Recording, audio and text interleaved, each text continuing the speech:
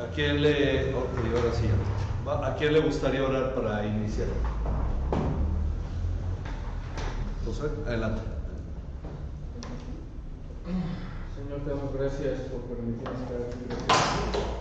Nos das un día más de vida, Señor. Te pido, Señor, que nos sigas transformando, Señor, que nos sigas llevando a tu imagen, Padre, y que sigamos creciendo, Señor. Te pido que bendigas este día que es para ti, Señor, para adorarte, para estar en tu presencia, Señor. Te pido que nos ayudes, Señor, en este día. Todo eso te lo pido en el nombre de Cristo Jesús. Amén. Amén.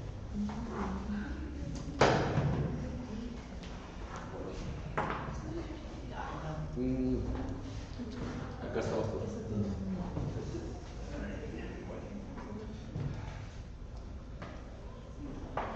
Ok, pues vamos a continuar con la lección de la semana pasada.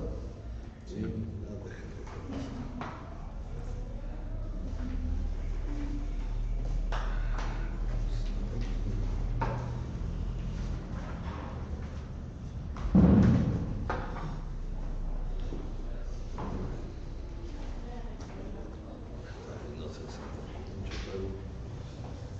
préstame un trapito para limpiar. Ok, vamos a nada más hacer un recuento de... Hoy vamos a terminar nada más la clase que quedó pendiente la semana pasada, porque la próxima semana no hay clase. Como voy a estar en Durango, entonces no quise empezar la siguiente y dejarla a medias, sino vamos a concluir esta clase y no es mucho lo que nos falta, pero vamos a recordar sobre el tema que estamos, que dice ahí en la segunda página, dice el tercer párrafo: por esta razón es importante entender el papel que juega el amor en la vida del cristiano al considerar la forma en la que nos manda a amar, cómo nos manda a Dios a amar. Entonces, creo que sí terminamos el cuadro, ¿verdad? Sí, hasta el cónyuge. Ok, vimos que a quién amar. Primero, a Dios. ¿Cómo debemos amarlo? Con todo, el corazón, alma, mente, fuerza. Ok, con todo el corazón, el alma, la mente y todas las fuerzas. Y decíamos, haciendo de Él nuestro tesoro. Haciendo de Él nuestro tesoro es también, finalmente, que eso es lo que implica amar con todo. La palabra para amar por encima de todo es adoración. Adorar es amar por encima de todo. Entonces lo que está diciendo es finalmente adoración a Dios. Ok, luego el segundo es al prójimo. ¿Cómo debemos amar al prójimo? Ok, como a nosotros mismos. Y habíamos dicho, haciendo con ellos como queremos que hagan con nosotros. ¿Ok? Haciendo por ellos como queremos que hagan por nosotros. Entonces, si queremos que el prójimo nos escuche, lo vamos a escuchar. Si queremos que nos tenga paciencia, le vamos a tener paciencia. Lo que queremos que el prójimo haga con nosotros, eso debemos hacer nosotros con él. Ok, luego el tercero, ¿a quién es? Los enemigos. A los enemigos. ¿Cómo se ama a los enemigos? Orando por ellos. Ok. Y bendiciéndolos. Orando por ellos y bendiciéndoles. Ok, entonces ese fue el tercero. El cuarto, ¿a quién debemos amar en esta parte? A los hermanos en Cristo. A los hermanos en Cristo. ¿Y cuál es la forma? Como Cristo nos amó, poniendo nuestras vidas al servicio de ellos. Ok, como Cristo nos amó, poniendo nuestras vidas al servicio de ellos. Y finalmente, bueno, no finalmente, antes de terminar, el siguiente es al mundo. ¿Cómo debemos amarlo? De ninguna manera. De ninguna manera, ok, al mundo no debemos amarlo. Y finalmente, ¿a quién se debe amar? A la esposa. A la esposa. ¿Cómo debe amar el esposo a la esposa? Como Cristo nos amó. Como Cristo nos amó y como a sí mismo, ¿verdad? Ok. Entonces vimos las diferentes formas de amar, porque amar no es algo que se hace ala y se va. Es algo que se hace con sabiduría, y por eso esa frase "en el corazón no se manda" es una frase totalmente falsa. En el corazón se manda y en el corazón se pone orden, y uno debe amar con sabiduría, amar como Dios nos lo mostró. Ahora no pusieron la mesa de acá. Solo queremos que cita acá la hermana Elvira. Comparta con nosotros. Bueno, es que faltan varios, ¿verdad? Porque la pusimos porque era que se llenaba.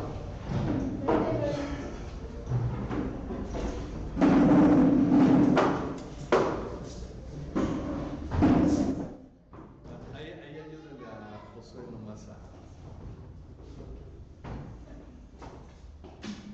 Es que es como en la iglesia, uno se acostumbra a donde se sienta siempre, ¿no? ¿La hoja? A ver.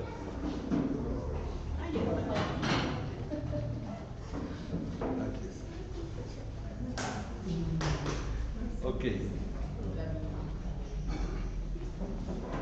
Entonces, y ahorita aprovechamos con José para que tome así una foto del grupo, ¿no? Para el video que vamos a ver.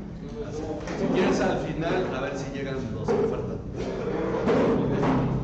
Video, sí, sale como video. Ok. Entonces el esposo debe amar a la esposa como Cristo le amó y como a sí mismo. Debemos reconocer que el amor a Dios es la razón por la cual debemos amar o no, en el caso del mundo, todo lo demás. Pues cada forma de amar se basa en el mandato que Dios nos da, y esa obediencia a Dios es respuesta a su amor, el amor que es la fuente de todo amor. Entonces dijimos, el amor de Dios es la fuente de todo propósito, el amor de Dios es la fuente de todo amor. El amor verdadero, lo que no es una búsqueda egoísta, sino que en realidad es el deseo sincero de bendecir a otros, proviene del amor de Dios. Esa es la fuente del amor, es decir, cuando nosotros amamos realmente a una persona es porque estamos reflejando el amor de Dios. Y eso tiene mucho que ver con el hecho de que solo el cristiano puede amar verdaderamente. Ahí entra mucho analizar realmente los motivos por los cuales a veces se manifiesta el amor de ciertas personas que no son cristianos, pero que contiene siempre un elemento basado en el interés propio. Ok, esto es algo que debemos considerar, pero empezamos con el hecho de que entonces la comunión en la iglesia se deriva de nuestro amor a Dios. Y este es el punto, por eso dijimos y por eso leímos que el que ama a Dios ame también a su hermano, porque el que no ama a su hermano, a quien ha visto, no puede amar a Dios a quien ha visto. No puede amar a Dios a quien no ha visto. Y esa es la situación. ¿Por qué? Porque el amor con el que amamos a los hermanos es el amor que viene de Dios. Nuestro amor personal es muy amañado, digamos. Existe, sí, pero es un amor centrado en uno mismo. Recuerden, la semana pasada decíamos esa frase, que algunos dicen, bueno, es que no debe ser te amo porque te necesito, eso es egoísta. Pero también igualmente egoísta es decir, te necesito porque te amo. Porque el amor no es un asunto de necesidades, es un asunto del deseo de ver al otro ser bendecido y edificado. ¿Ok? Ahora, entonces, por eso dice, lo que no es amor a Dios. Y aquí es donde entramos a la parte que ya hemos estado viendo en otros temas. Dice, hay cristianos que viven su propia vida sin interesarse en Dios. Cantan y hablan de Dios como si le conocieran, tal como lo hacía en el pasado el pueblo de Judá. Este pasaje es muy interesante. Jeremías 7, del 3 al 4. Vamos a Jeremías 7, del 3 al 4.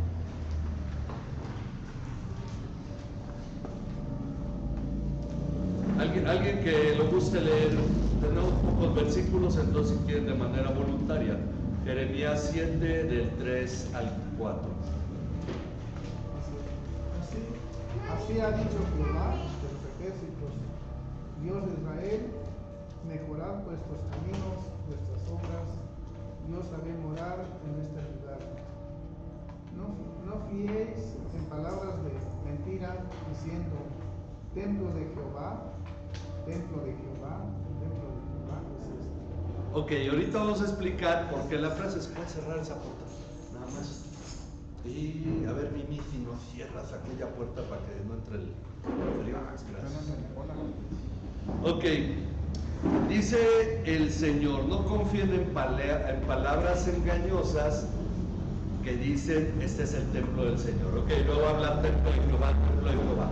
Es decir, que el templo se puede convertir en el deseo de la gente.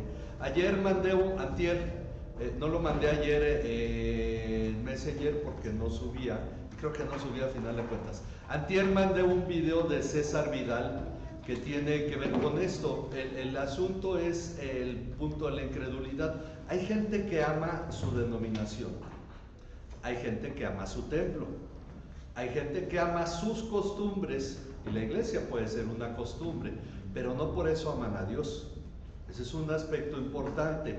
Bueno, es lo que le pasaba al pueblo de Israel, al pueblo de Jerusalén, básicamente a los que estaban en Jerusalén, que decían, aquí tenemos el templo, y el templo es lo que necesitamos, y por eso decían templo de Jehová, templo de Jehová. Vamos a ver qué dice el versículo 8 al 10. ¿Alguien más que quiera leer? Ustedes confían en palabras engañosas que no aprovechan. Robarán, matarán, cometerán adulterio, jurarán falsamente, ofrecerán sacrificios a Baal y andarán en pos de otros dioses que no habían conocido. Y vendrán luego y se pondrán delante de mí en esta casa, que es llamada por mi nombre, y dirán, ya estamos salvos, para después seguir haciendo todas esas abominaciones. Ok, Dios les pregunta, ustedes viven una vida bien mundana, pero luego vienen al templo y dicen, aquí limpiamos todo, para luego salir y seguir con su vida mundana. Eso es lo que les está diciendo al pueblo de Jerusalén. Entonces, ¿qué podríamos decir? ¿Que ellos no despreciaban a Dios? Bueno, activamente no lo despreciaban, pues podrían decir, todavía vamos a la iglesia. Pero el asunto es que no amaban a Dios. Y por esa razón, dice, ¿cómo se relaciona esto que hacía el pueblo con el mandato de Éxodo 20? ¿Qué dice Éxodo 20? No matarás el nombre de... No tomarás el nombre de Jehová, tu Dios en vano, porque no dará por inocente Jehová a que tomare su nombre. Uno podría pensar que tomar el nombre de Jehová en vano es decir cosas sobre Dios que Dios no dijo o utilizar a Dios, pero este caso también es tomar a Dios en vano, vivir una vida que no es agradable a Dios, venir a la iglesia, fingir adoración a Dios, porque la adoración debería ser amor a Dios. Una adoración correcta es una manifestación de un amor verdadero a Dios, pero ¿cómo se manifiesta en realidad el amor real a Dios? En vivir una vida conforme a sus enseñanzas, es lo que estamos viendo. Entonces ellos venían al templo, pero no amaban a Dios, porque lo que deseaban era su propia salvación. La realidad es que eso era el hecho de que ellos estaban tomando a Dios en vano. Es decir, aunque iban al templo, aunque ofrecían sacrificios, ¿por qué tomaban a Dios en vano? Porque solo lo utilizaban para su propia salvación, mas no le amaban ni le adoraban. Entonces, ¿cómo se relaciona esto que hacía el pueblo con el mandato de Éxodo 27? ¿En qué sentido tomaban a Dios en vano? Eso es lo que tenemos. Ahí respondan ustedes conforme lo que ustedes van comprendiendo. Porque ellos finalmente, en realidad, lo que hacían es que confiaban en el templo y no en Dios. Hay una práctica que proviene de la Iglesia Católica muy fácil, porque peco y mañana me confieso, ¿no? Y después de confesarme, pues salgo para seguir pecando. Eso eran las indulgencias. Permisos para pecar. Por eso decía uno al que vendía indulgencias, le decía, dame una indulgencia para robar, Dice, aquí está tu indulgencia, es tanto, ya que le pagaba, le decía, ahora dame todo el dinero, y lo amenazaba, ¿no? Porque le estaba robando. Entonces, ¿quién le iba a acusar de robo si ya tenía permiso para robar, ¿no? Pero la realidad es que por ahí una vez oí algo de un comentario como eso de con permiso para pecar, ¿no? De cómo sale con eso de James Bond, de con permiso para matar, pero el asunto es que el pueblo de Israel en eso realmente estaba pecando contra Dios. La pregunta es, ¿no pasa eso en nuestros tiempos también? ¿No es un reflejo de lo que vive la iglesia?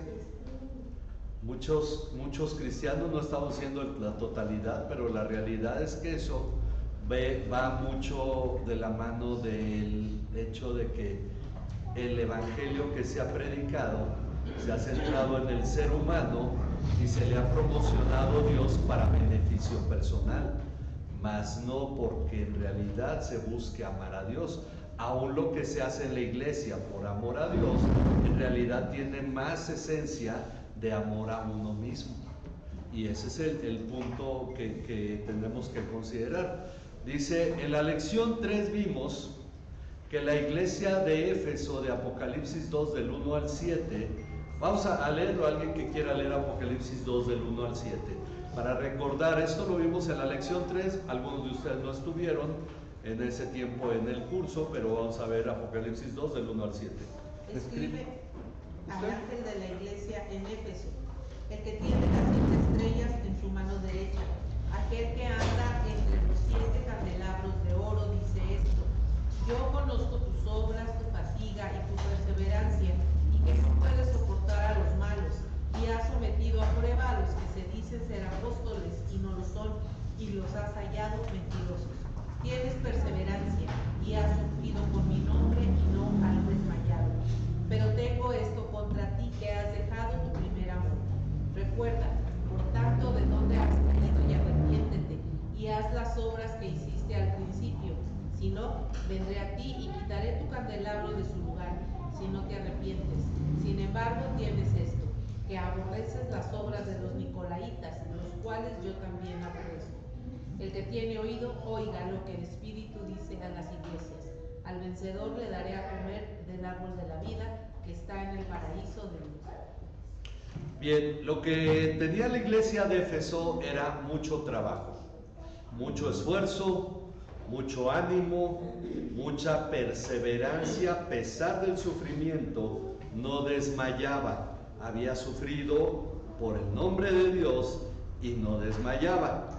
Había soportado, no puede soportar a los malos, sino que veía a quienes no amaban a Dios, o bueno, no era el caso, sino más bien lo que no se sujetaba a Dios, y entonces hacia un lado a los malos, a los que decían ser apóstoles y no lo eran, a los que tenían la doctrina de los nicolaítas, es decir, cuidaba la doctrina, cuidaba la santidad de la iglesia, se esforzaba, trabajaba, se cansaba, pero todo eso lo hacía sin amar.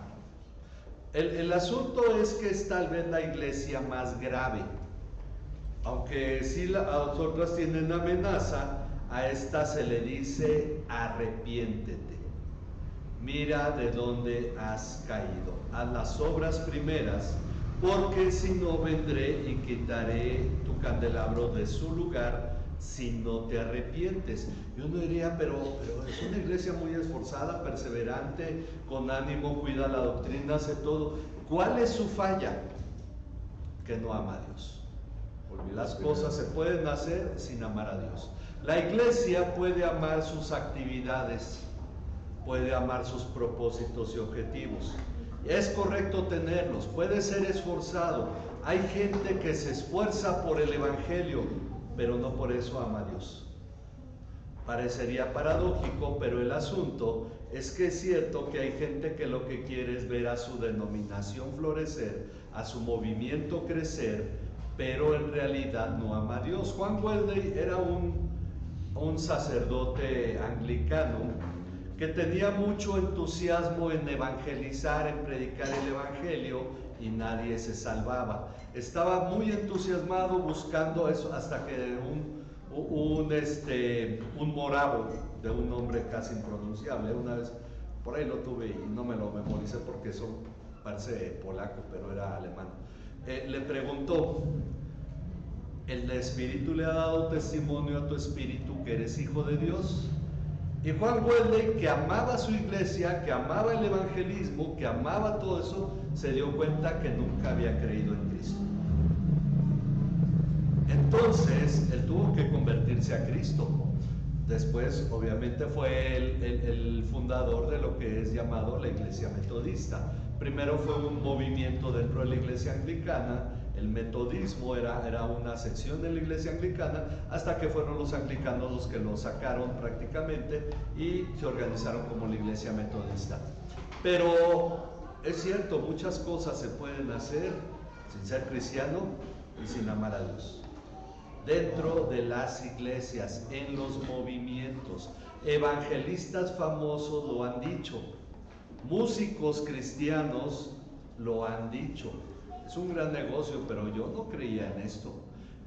Pastores lo han dicho, decía un pastor homosexual en Estados Unidos: a mí me pagan bien en la iglesia, la gente me quiere y me gusta entretenerlos con lo que predico, pero yo no creo en nada de esto. Entonces dice, pero hacemos mejores personas de ellos. Todo este tipo de cosas es lo que nos muestra que el ejemplo de la iglesia de Éfeso no está muy lejos de lo que pasaba con el pueblo de Israel en los tiempos de Jeremías, o con el pueblo de Judá, que confiaban en lo que tenían, mas no amaban a Dios. Y ese es el problema. Dice, era muy esforzada, hacía muchas cosas para Dios, pero no lo hacía porque le amara a Él, pues su pecado era que había dejado su primer amor. Estos dos ejemplos nos muestran lo fácil que es engañarnos, creyendo que amamos a Dios, pero solo nos movemos en nuestro propio interés, incluso pecando al usarlo a Él como pretexto. Una de las cosas que a mí me llamaba mucho la atención es que en la vida diaria de la iglesia nos reuníamos los jóvenes, pero cuando venía una convención de jóvenes y venían jóvenes de otra iglesia, mágicamente aparecían como 10, 15 jóvenes más que nunca se pararon en la iglesia y se supone que eran parte de la iglesia. Y luego decían, vamos a hacer esto, vamos a hacer aquello. Y digo, pero si nunca te vemos en las actividades de la iglesia. Entonces, ¿por qué?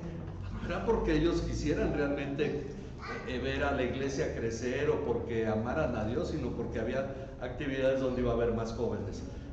Esto era algo que pasaba. Entonces uno puede engañarse, incluso pecando al usar a Dios como pretexto. Consideremos la importancia de la comunión con los hermanos. En Efesios 3, 17 al 19, vamos a ver a alguien más que lea Efesios 3, 17 al 19.